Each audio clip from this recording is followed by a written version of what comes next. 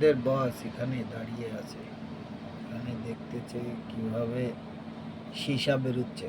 এই যে আমাদের সীসা গালাচ্ছে, এই সীসাগুলা এখান থেকে বেরোচ্ছে। কি কষ্টের কাজ করি দেখেছেন আমরা।